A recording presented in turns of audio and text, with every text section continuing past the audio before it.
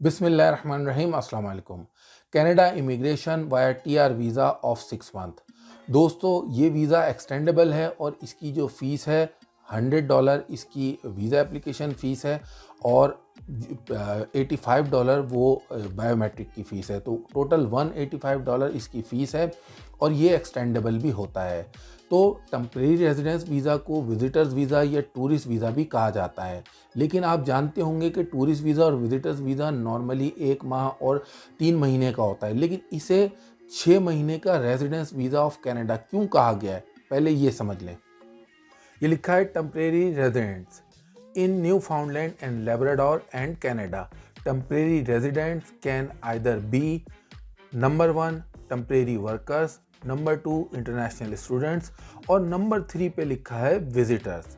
जी हाँ, वो लोग जिनके पास विजिटर्स वीज़ा है, जिसका मैं जिक्र करूँगा अब ये पूरी आप लाइन देखें। Temporary residents who are in Newfoundland and Labrador and Canada to study, visit और work for a defined period of time can apply for permanent residency through either provincial or federal immigration program।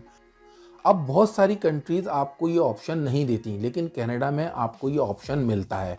अगर आपका score कम है, यानी आप compete नहीं कर पा रहे हैं लेकिन आप एलिजिबल हैं, नंबर नहीं आ पा रहा है किसी भी प्रोग्राम में, ITA नहीं मिल पा रहा है, नॉमिनेशन नहीं मिल पा रहा है, तो ऐसे लोगों के लिए तो ये बहुत ही ज़्यादा सूटेबल ऑप्शन है।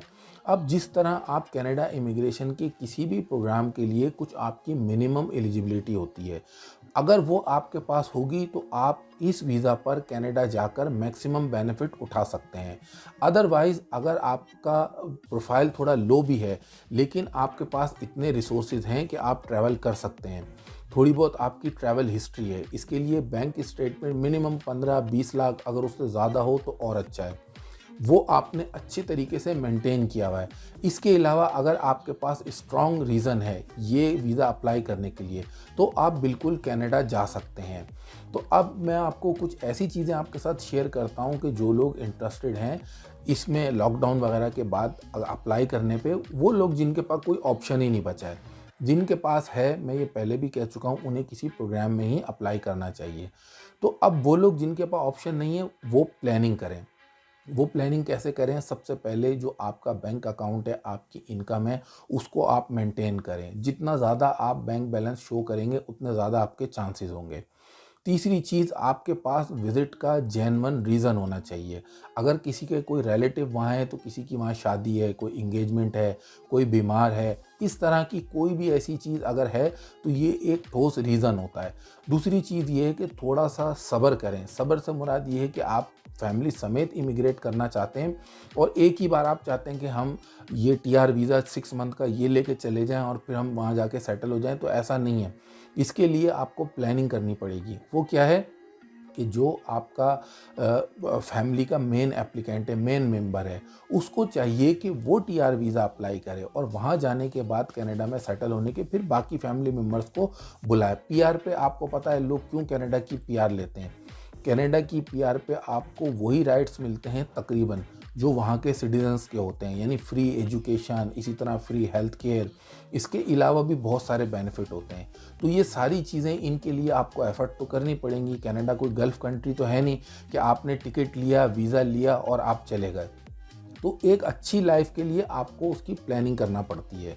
टीआर वीज़ा की मैं दोबारा बात बताऊं, जिसको टेम्परेरी रेजिडेंस वीज़ा को मैं इन शॉर्ट कह रहा हूँ, तो आपके जो चीज़ें आपको सक्सेस दिला सकती हैं, सबसे पहले तो वो लोग जिनके रिलेटिव हैं वो उनसे ये देख लें कि उन्होंने कोई वहाँ लोन वगैरह तो नहीं लिया हुआ, उनका केस क्लियर है, तो वो उनसे इनविटेशन मंगवा लें। दूसरे केस में ये है कि जिनका कोई वहाँ पे जानने वाला है, दोस्त अहबाब है, स्पॉन्सर नहीं कर सकता, कोई अगर उनके लिए वहाँ से इनविटेशन अरेंज करवा दे, या जो एप्लीकेंट है वो ख़ुद अपनी कोशिश से देख ले, मुख्तलिफ ऑप्शन है, मैं बता चुका हूँ इससे पहले, इनविटेशन ले लें। अगर ये ऑप्शन भी नहीं है, इनविटेशन भी नहीं ले सकते, तो आप होटल रिजर्वेशन के साथ भी अप्लाई कर सकते हैं, लेकिन उसमें आप कम दिन का विज़िट प्लान करें और कोशिश करें कि कोई अहम इवेंट अगर वहाँ हो रहा है, जैसे नेशनल डे है कनाडा का, न्यू ईयर होता है, क्रिसमस होती है, इसी तरह अब ये इस दफ़ा सिचुएशन नॉर्मल हो रही थी लेकिन अचानक से ये फिर दोबारा वही सिचुएशन हो गई है कोविड वगैरह की। अदरवाइज़ ये बहुत एप्रोप्रिएट टाइम होता है किसी भी मुल्क का वीज़ा अप्लाई करने का कि जब क्रिसमस, न्यू ईयर ये सारी चीज़ें आ रही होती हैं। तो आपने कोई ऐसे फेस्टिवल जो वहाँ होने वाले हैं उन पे आपने नज़र रखनी है और उसी के लिए अपने आप को तैयारी करनी है। मुख्तलिफ़ फेस्टिवल हैं, पूरे साल का उसका स्केड्यूल होता है, वो आप देखें। इसके अलावा जो सबसे अहम बात है कि वो लोग जो टेम्परेरी रेजिडेंस वीज़ा कनाडा का अप्लाई करना चाहते हैं इमिग्रेशन के पर्पस के लिए, यानी उनकी असल इंटेंशन ये है कि हम इमिग्रेट कर जाएं या अपनी फैमिली को भी इमिग्रेट करा लें, उन्हें क्या करना है। तो देखें, मैंने आपको बताया जैसे न्यू फाउंडलैंड एंड लेब्राडोर की मैंने आपको एक मिसाल दी कि उसके एक प्रोग्राम में ये चीज़ इंक्लूडेड है। अगर कोई विजिटर भी वहाँ आया है और उसके पास वहाँ जॉब ऑफ़र है तो वो वहाँ पीआर के लिए अप्लाई कर सकता है। अब ये चीज़ हम अपने मुख्तलिफ़ वीडियोज़ में बताते रहते हैं, मैं भी और कई यूट्यूबर हैं वो बताते रहते हैं, लेकिन जब तक आपको इन्फॉर्मेशन नहीं होगी आप ये समझेंगे कि ये तो खाली विज़िट वीज़ा और हम वहाँ कुछ नहीं कर सकते। एक और मैं आपको मिसाल दूँ, सेल्फ एम्प्लॉयड। आपने ट्रैवलिंग देसी एक बहुत मशहूर ट्रैवल व्लॉगर हैं, आपने देखा होगा, दुनिया भर में घूमते हैं। कनाडा के हवाले से उनकी बहुत सारी वीडियोस हैं। इस वक्त वो अभी कनाडा में ही हैं और वो विजिट वीज़ा पे ही हैं, इसी टेम्परेरी रेजिडेंस वीज़ा पे हैं। अब वो वर्क परमिट के लिए कोशिश कर रहे हैं, हालांकि वो सेल्फ एम्प्लॉयड हैं। तो ये ऑप्शन होता है। मैंने आपको न्यू फाउंडलैंड एंड लेब्राडोर का एक ऑप्शन बताया। अब आपने करना क्या है, आप में से कितने ऐसे लोग हैं जिन्होंने जॉब्स के लिए कनाडा की अप्लाई किया या पीआर के लिए भी अप्लाई किया था और अपने पॉइंट्स बढ़ाने के लिए जॉब ऑफ़र के लिए ट्राई की और अपनी रिज्यूमे में आपने कनाडा का वर्चुअल नंबर मेंशन किया। आप में से कितने लोग हैं, मुझे बताएं कमेंट करके कि आपने अपनी सीवी कैनेडियन स्टैंडर्ड के मुताबिक बनाई थी और उसमें वर्चुअल नंबर भी ऐड किया था। मैं कई अपनी वीडियोस में बता चुका हूँ, ये एक तरह से शॉर्टकट है। इससे जो एम्प्लॉयर है अगर उसको आपकी रिज्यूमे ठीक लगेगी तो कांटेक्ट करना आसान होता है। तो आप अगर टेम्परेरी रेजिडेंस वीज़ा भी अप्लाई करना चाहते हैं लॉकडाउन के बाद, लेकिन उसकी तैयारी आप अभी से करें।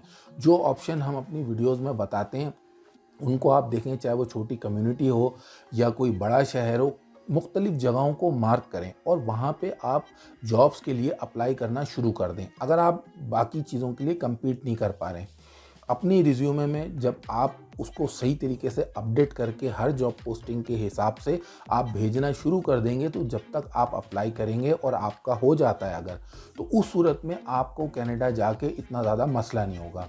एक इसमें फ़ायदा ये भी है कि हो सकता है आपके टेम्परेरी रेजिडेंस वीज़ा अप्लाई करने से पहले अगर आप सही चीज़ों को फॉलो करें तो हो सकता है आपको जॉब ऑफ़र मिल जाए, तो आप डायरेक्ट वर्क परमिट पे भी जा सकते हैं। तो ये डबल ऑप्शन है। तो अब वो लोग जो अप्लाई करना चाहते हैं रिक्वायर्ड, मैंने बैंक स्टेटमेंट का तो आपको बता दिया कि कम से कम 15-20 लाख या उससे ज़्यादा। इसके अलावा आपका वैलिड पासपोर्ट होना चाहिए। अगर आप होटल में आप वहाँ रहेंगे तो होटल की रिजर्वेशन होना चाहिए। आपके पास जो पैसे हैं वो आपके विज़िट की कॉस्ट को कवर करते हों, ये बात याद रखिए, बहुत अहम बात है। उसके बाद ही आप अगला स्टेप लें, उससे पहले इस दौरान आप जॉब्स के लिए ट्राई करते रहें। अगर आपको चेकलिस्ट चाहिए कौन से डॉक्यूमेंट्स चाहिए होते हैं, उसके लिए मैंने लिंक डिस्क्रिप्शन में दे दिया, आप वहाँ से देख सकते हैं। नहीं मिलता, अगर आपको कनाडा की रिज्यूमे का जो फॉर्मेट होता है वो नहीं है, आप मुझे बताएं। तमाम चीज़ों के लिए गाइडलाइन वैसे मैंने डिस्क्रिप्शन में दे दी है, वहाँ से देख लें। नहीं मिलता तो आप मुझे ईमेल कर दें। तो फ्रेंड्स, अगर इस हवाले से आपका कोई सवाल है तो काइंडली आप हमें कमेंट करके बताइए, और जब आप कमेंट करते हैं या ईमेल करते हैं पूरे कॉन्टेक्स्ट के साथ उसमें बात लिखा करें ताकि उसको समझने में आसानी रहे। तो कमेंट ज़रूर कीजिए। वीडियो आपको अच्छी लगी तो इसको लाइक कीजिए, अगर नहीं अच्छी लगी तो डिसलाइक कीजिए। अगर चैनल पर नए हैं तो सब्सक्राइब कीजिए। वीडियो देखने का शुक्रिया।